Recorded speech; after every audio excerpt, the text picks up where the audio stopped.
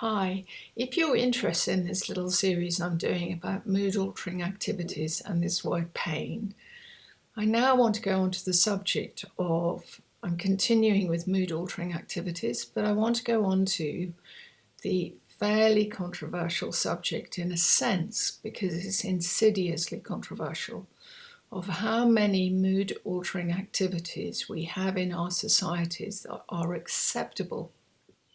So smoking is beginning to be unacceptable. Excessive drinking is, in England, it oddly seems insidiously very acceptable. But the consequences of it for the families that are living with it, one could easily say it's unacceptable. One could easily say it's the costs to our country through the NHS. It's unacceptable. That's not a moral judgment. It's just a sort of tragic observation. However, there are other mood-altering activities that unfortunately, and I am stressing unfortunately, are acceptable.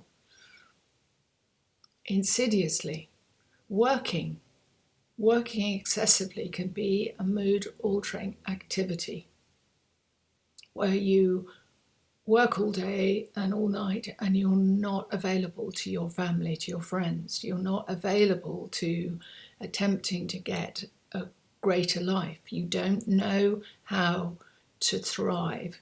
You're merely surviving in a mechanism where you can almost bury yourselves. So working is one.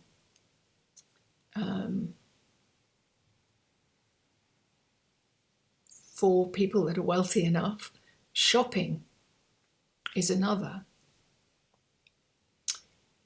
All sorts of different ways that we interact with food.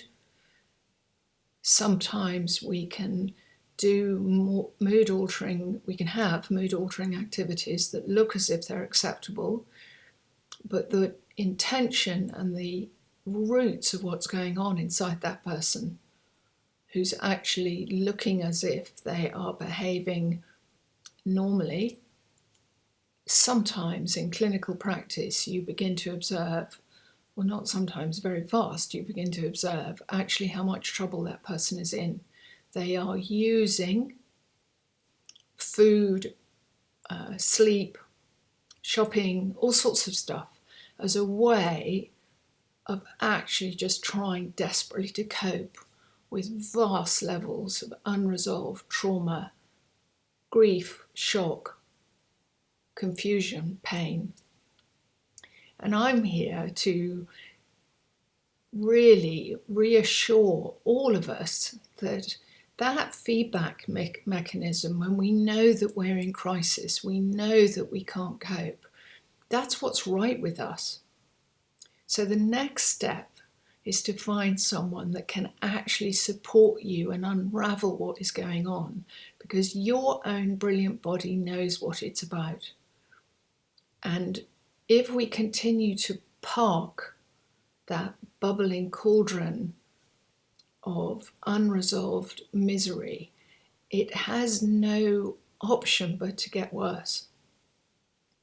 So the courage, and of course it takes courage, the courage to begin to wake up to how much stuff internally we are sitting on or running from is part of the incredible next step. We all have the possibility of choosing differently once we begin to register that actually we are in pain and we are just running into mood altering activities, some of which are insidiously applauded by our friends and family and society, which makes it even more insidiously difficult to come to terms with. Take care. Bye.